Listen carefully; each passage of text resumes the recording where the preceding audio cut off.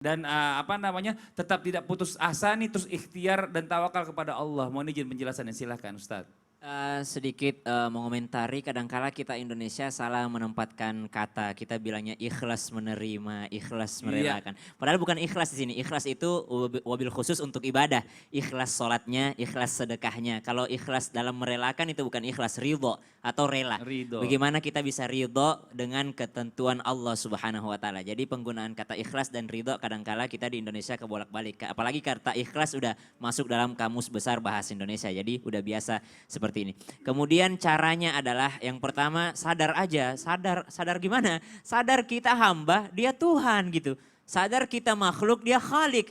Kita yang meminta bukan menyuruh gitu. Karena kadangkala kita berdoa itu dianggapnya Tuhan ini pekerja kita, dianggapnya Tuhan ini yang bekerja untuk kita. Kebalik teman-teman, kita ini berdoa bukan karena yang namanya Tuhan bisa kita suruh-suruh, Tuhan kita bisa dikte. Enggak, Tuhan adalah tetap Tuhan dan kita berdoa karena kita yang namanya beribadah kepada Allah Subhanahu Wa Taala. Seakan-akan ada orang yang mau minjem duit, dia yang mau minjem, dia yang lagi miskin, dia lagi nggak punya apa-apa, pas minjem maksa, bagi duit dong. Lo gitu banget sama gue, kok lo nggak mau ngasih duit? Ini kan dia yang minta, dia yang maksa. Kebalik sama dengan kita minta kepada Allah Subhanahu Wa Taala. Yakin bahwa ketika berdoa itu dia yang punya, kita meminta tolong, nasta'in. Yang kedua adalah ilustrasinya seperti ini dari guru kami, bahwasanya Anda misalnya dari kampung kemudian datang ke Jakarta, sampai ke Jakarta nggak tahu jalan, ketemu dengan orang, dikasih tahu sama orang ini, Mas ini di mana ya? Ditunjukin sama dia, oh kalau mau ke Monas lewat sini, lewat sini. Wah saya bingung. Akhirnya orang yang Anda tidak kenal ini langsung mengantar, oh gak apa-apa mas naik aja di mobil saya, nanti saya antar ke Monas. Diantar ke Monas, dikasih minum, dikasih makan, apakah kita berterima kasih? Kita berterima kasih. Kenapa? Orang yang nganterin kita nggak butuh apa-apa dari kita, yang kedua nggak kenal sama kita, tapi kebaikannya luar biasa sama kita. Allah tuh gitu, Allah nggak butuh kita. Allah nggak butuh apa-apa dari kita, tapi Allah kebaikannya sama kita udah banyak banget. Jadi ya Allah, ngapain kita maksa-maksa Allah? Apa yang Allah berikan itulah yang terbaik untuk kita. Kita bukan menyuruh Allah, bukan mendikte Allah. Ilustrasi yang ketiga supaya kita lebih ikhlas atau lebih ridho lagi menerima ketetapan Allah Subhanahu Wa Taala, bahwasanya ikhtiar kita tidak akan pernah bisa menembus dinding takdirnya Allah Subhanahu Wa Taala. Kenapa? Semua sudah digariskan oleh Allah. Terus ngapain kita berdoa? Ya karena Anda adalah hamba dan dia adalah Tuhan. Kembali kepada itu.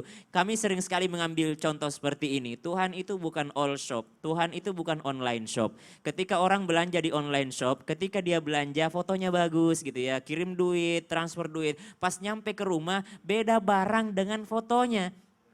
Lalu dia menganggap Tuhan seperti itu. Dia berdoa sama Allah. Ya Allah, saya mintanya seperti si Pevita Pierce misalnya. Kok kirimkan kok seperti yang enggak seperti Pevita Pierce, kok beda sama yang di foto sama yang aslinya gitu. Saya minta si A, kok kamu kirimkan ya Allah beda dengan yang saya minta. Enggak seperti doa saya minta kerja di bidang ini tapi ternyata kau kasih saya pekerjaan di bidang yang lain, enggak seperti harapan saya. Lalu kita kecewa sama Allah, kalau gitu saya enggak mau sholat lagi, kalau gitu saya enggak mau tahajud lagi, kalau gitu saya enggak mau sedekah lagi. Ini kan sama saja mendikte Allah Subhanahu Wa Taala. Banyak orang-orang berdoa itu terpaksa. Yang kami maksud terpaksa di sini adalah dia sebenarnya tidak butuh sama Allah. Cuma dia lagi punya utang, lalu dia libatkan Allah dalam hutangnya.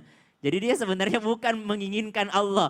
Kalau orang abid, seorang hamba Allah yang benar-benar hamba Allah, dia cari Allahnya dulu baru keinginannya. Ada juga orang keinginannya dulu baru Allah. Contohnya bagaimana? Dia kredit dulu rumahnya, kredit dulu mobil, baru dia minta sama Allah. Ya Allah, tolong lunaskan kredit saya. Jadi karena ada kreditnya baru dia ingat Allah. Karena dia mau menginginkan satu perempuan, baru dia ingat Allah. Jadi dia melibatkan Allah saat ada butuhnya gitu. Bukan mencari Allah supaya mendapatkan apa yang dia inginkan. Nah ini perbedaannya, kadang-kadang kita suka melewatkan ya, maksudnya Kebalik gini. ya. Lupa segala sesuatu yang punya segalanya itu siapa Allah. gitu loh. Harusnya kita minta dan libatkan di Betul. setiap dalam kehidupan kita ini, libatkan Allah. Jadi insya Allah tuh maha, dia udah biasa kok, udah kenal baik dengan kita dengan karena sering kita minta kan gitu. Ini Masya Allah. Luar biasa nih buat jam yang ada di rumah nih, jangan kemana-mana. Selanjutnya kita masih ada ensiklopedia yang kedua nih ya, yang akan dibawakan guru kita Ustadz Syam. Boleh sedikit kasih bocor Ustadz Syam tentang apa nih?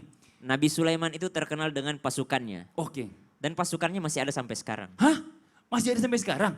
Udah tua banget tuh. Udah tuh beneran ini. Habis ini ya. Aduh ya Jadi Allah. penasaran. Ini jadi penasaran banget. Dan juga buat jamaah yang ada di rumah ya, setelah ini kita sama-sama berdoa ya bagi yang sudah berkeluarga, mudah-mudahan keluarganya dilanggengkan, dimurahkan rezekinya, dan yang belum mendapatkan jodoh atau yang belum ketemu jodohnya, mudah-mudahan Allah pertemukan jodohnya segera dan segera Amin, menikah. amin Langsung ya amin Allah. kenceng banget. Ustaz Amin. Syahid. Yang di rumah jangan kemana-mana, kita segera kembali lagi tetap di Islam itu Indah. Jamaah, oh jamaah, alhamdulillah.